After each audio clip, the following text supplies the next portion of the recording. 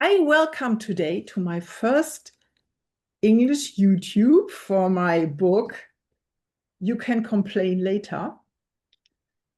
Dan, I know Dan from 2011, and he was actually, I think, the only one who bought the book in the States, even though he's not able to read German, just to support me. That is so nice. Um, I have known him since then, and he's an expert in computers. He immigrated to the States when he was 20, and Mhm. he's an expert astrologer. He wrote also a book. I very much recommend that. And when he did my chart, because I couldn't understand what he wanted to tell me about houses and stuff, he actually wrote a fairy tale for me explaining what my chart was about. I hold that very dear and it is really wonderful. Welcome, Dan. Thank you. Thank you for the wonderful introduction. Now, So, we are now talking about a place in your life where you could have complained, and I know there are many, and given up, and you didn't. yes. So you mentioned cleft palate. There are some more names for what I had, the birth defects. But the bottom line was it was difficult for me to speak, and I looked funny, right? And that makes an imprint uh, on a child, doesn't it? If you speak and even your parents have hard time understanding you. And one nurse actually told me in the hospital, she said, you are lucky. Your parents are great. You are lucky that you are still with them. I said, how come? She said, there is a law that people like you, children like you, if parents are not willing to take you home, they don't like the way you look, or they think you will be an imbecile or something like that, they can leave you in the hospital and you will be taken care of by state. But your parents did not do that. They took you home. So I was like, wow. Eh, she may have been trying to be nice to me and elevate my praise my parents, but and that happened. I thought my parents are great. That's I need to remember that. But another message was I'm pretty broken if my own parents don't may want to leave me in the hospital. So and that I'm just beginning to realize the effect of that, right? Because um, most people may meet you by the way you look, right? By your appearances. That's So, true. right, I looked funny. I looked unusual, to put it mildly, because of the, deformities of the face. Then when we get over that, we start talking to you, and I spoke funny. I still have some minor speech defects or impediments. I occasionally stutter, but back then I was speaking like in ways that was difficult to understand. And I stuttered. So even Oh, if I, wow. yeah. Um, So and so did other children make fun of you? they did sometimes.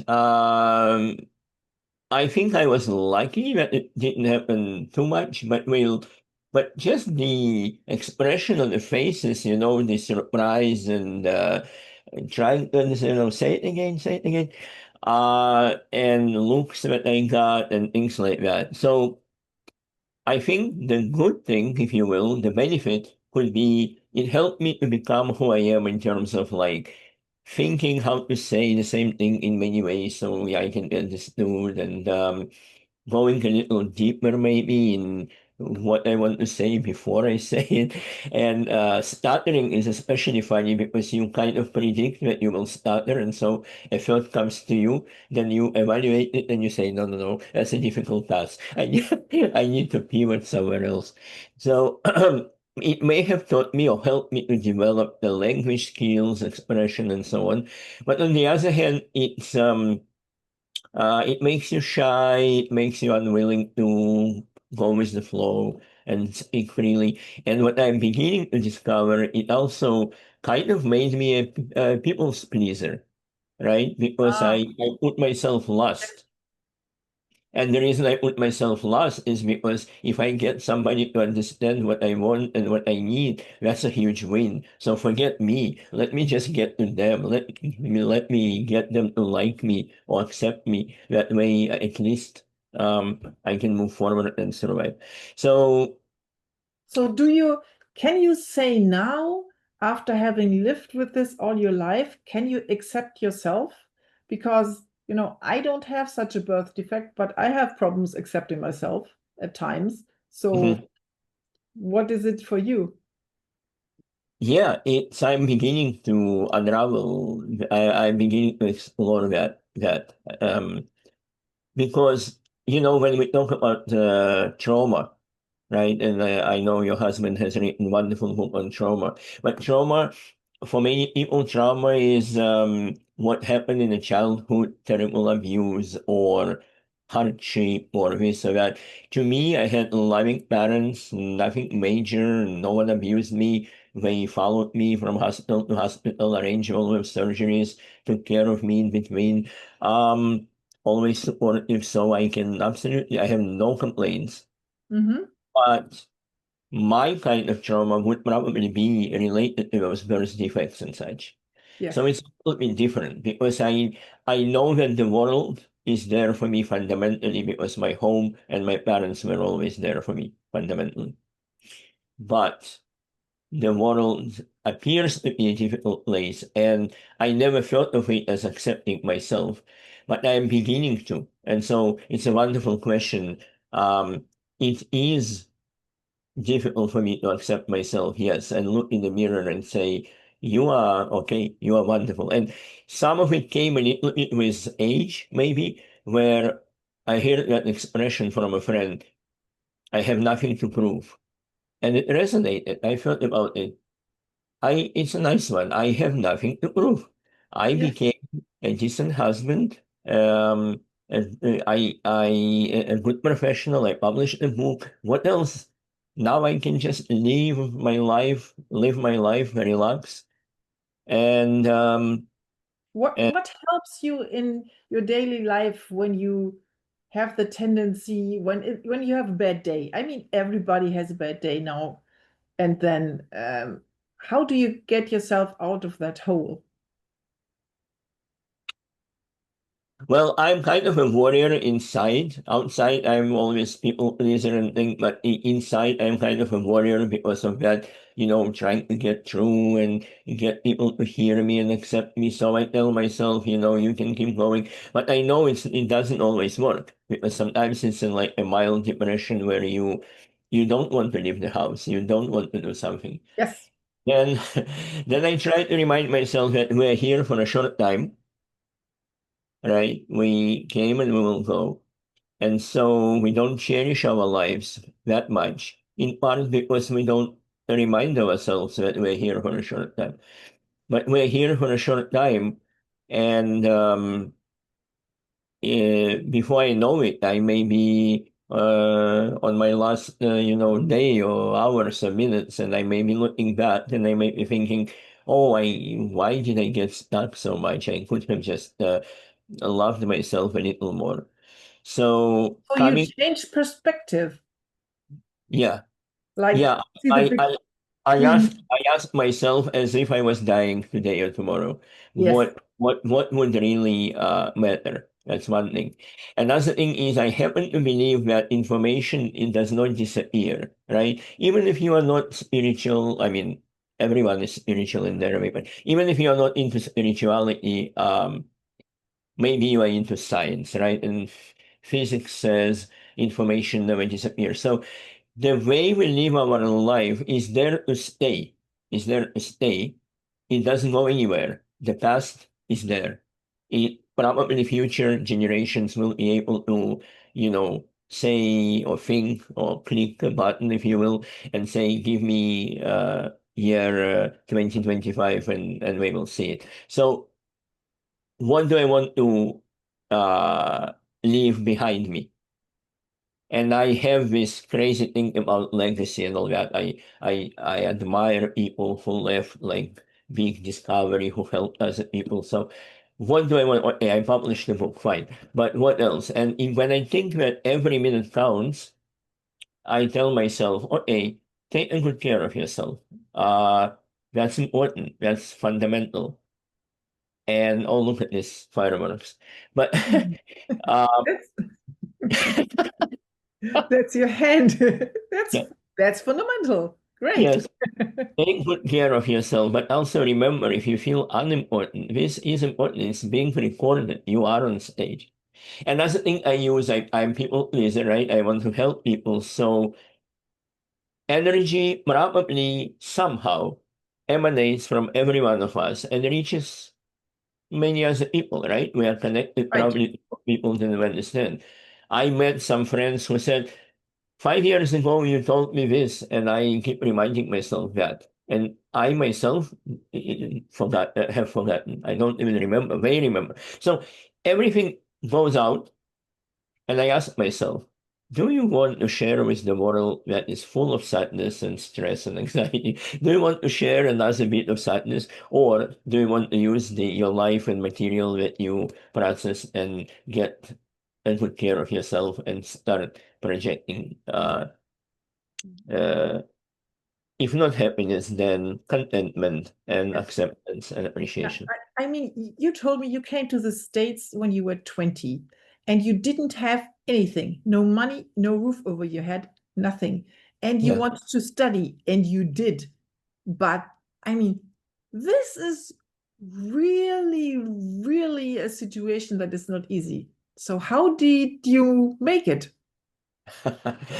Yeah, I before I came to the States, I started as being into mathematics, studying mathematics, and then something changed in me. I started writing more poetry and interested in spirituality. I read the Osho Castaneda, and then I said to myself, okay, this is your chance to see who you are. Can you apply Castaneda's material or not? Can you apply Osho's uh, appreciation of life in real life under stress or not? And I was by myself and no one else to take care of. And I felt, okay, I'm ready to test myself. So I came and I used those books, those attitudes to help me out. Like, for example, one time I had to sleep in the subway, and when I woke up, I saw soles of someone's feet over my head, going like this. I couldn't understand that for a few seconds. Turns out I'm flat on a bench, but above me, a guy is walking and he's having fun and he's like a tightrope walker. And I see his shoes. And so the world stopped. And Castaneda has this idea that we have this chapter in our head and we always explain the world the same way, but at some point you break it, some shock is needed, and you are Yes. shocked. It stops. And so the world stopped for a few seconds. And I told myself, good boy, you stopped the world. Okay. So it wasn't about, oh, poor you, you're sleeping in the subway, someone is making fun of you. Yes. It was like, wow, the world really stopped. I did it. So This is extraordinary. and sometimes it's like yeah, it's playfulness, right? It's playfulness, and it's like who do we want to blame? I was this has nothing to do with me struggling, but years later on a summer day, I was walking in a very hot, very smelly New York subway, and I was rushing to get home. I was tired, and I was running along the platform, and I see this guy who wants to spit. And so he takes a deep breath. He doesn't see me. He takes a deep breath and poof, he spits. But I'm running, and his spit hits my face. So I tell myself, I have to defend myself. I have to be angry. I have to tell him off because, no one spits on me. But then I look at him and he's so surprised. He's so genuinely surprised. He's not even sorry or he's like, where did you come from? And I started laughing because clearly he didn't do it intentionally. It's not about me. It's not personal. The guy is there. He's tired. He's speeding. I'm running. He doesn't see me. That's it. No more to that. Nothing else. So, Wonderful story. So you really, at an early age, could apply, theory is one thing. Putting it into practice is another thing, a totally different thing that I think is much more difficult. So you already applied that. That's cool. well, yeah, I guess that's the arrogance of youth that you read a few books and you think you know how the world works and you go and you apply it. Like I was looking for a job in area where Russian speaking people are prevalent, Brighton Beach in Brooklyn, New York. And I was like, I'm looking for a job, I'm looking for a job, and everybody's saying, who are you? What can you do? Oh, I cannot do anything, but I can sweep floor and okay, go. But but I asked myself, what would Castaneda do? And I say he would do something very crazy, very irrational, completely illogical, but he will trust that it will lead to what you want. So I leave the avenue where the shops are, and I go to completely residential neighborhood, and where are just private houses. And I ask myself, you sure? There is nowhere to work here. You cannot knock on doors and ask them for a job. There are no shops, no stores, warehouses, nothing. And I see a shoemaker, and I stop by and I start the conversation. He asks me who I am and this and that. Long story short, I end up working for his brother in the Russian Turkish bath somewhere in Manhattan. But this kind of arrogance, this kind of trust that I will not believe my perception.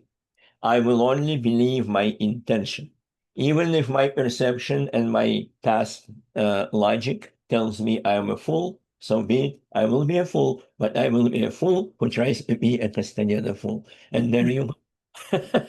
Yeah, and you proved yourself right, right? Yes, yes, Oh, yes. thank you so much for sharing these stories. Guys, this is good stuff. I mean, they're the tips we need. I don't need to ask a question about tips. You gave enough. Or is it something that you say is an everyday tip that you would very much give the people that are listening here?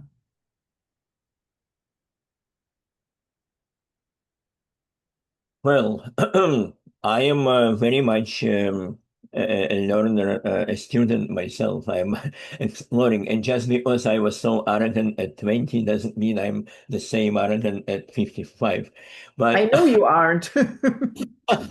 yeah, I'm not, right? So things changed. I have family, I have house. I sometimes wonder, oh, what if I'm fired tomorrow? What if they don't need me anymore? What if my mind doesn't work? What if I don't remember things? I may be sitting at a meeting and I'm distracted and I don't remember. I may not remember the name sometimes, but I tell myself, okay. It's about staying present and reminding myself that I have nothing to prove and not fighting. The most important thing, I think, is not fighting with anything that you may perceive as, oh, I am aging, I'm getting old. Don't fight with it. Oh, I don't remember where I was. Okay, make a joke about it. Okay, like, what was it talking about? Or I don't remember the name.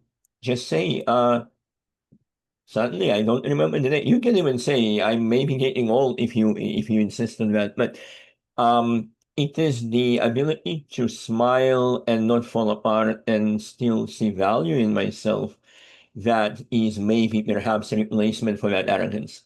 Because that arrogance was, I'm going to fight with you and I will give it all and I will either win or I will lose, but I will die there, but I will die trying, but I will give it all. Right now, I'm It's not going more to fight. the Zen. You're more the Zen person, right? And Yes. and I really like the being present. And yes, I always forget people's names, and I just try to be as open about it as I can.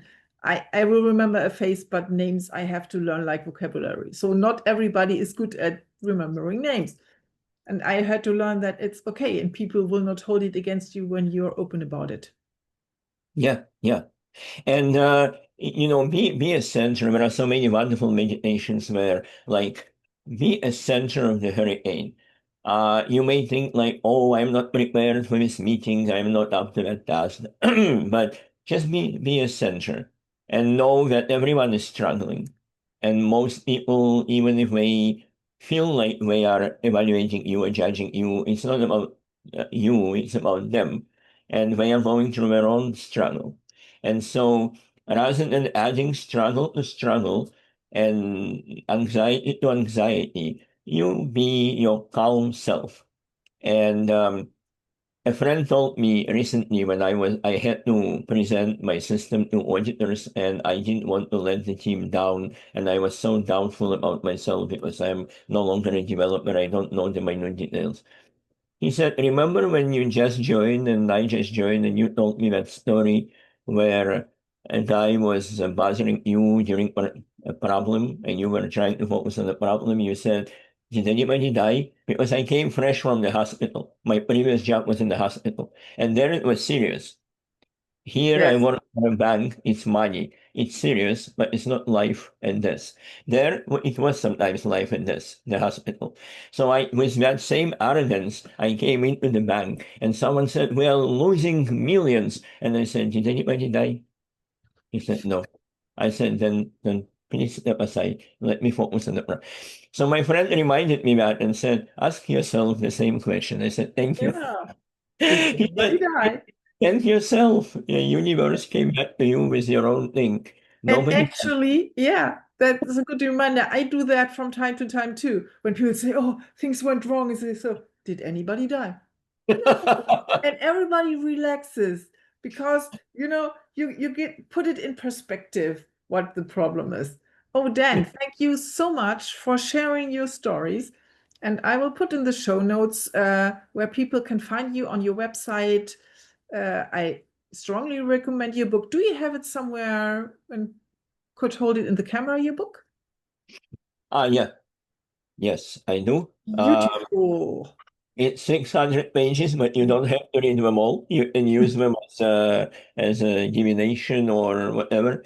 And it's not only about astrology or tarot or runes. It's about who we are and trying to understand who we are. Great. Yeah. And if So people want an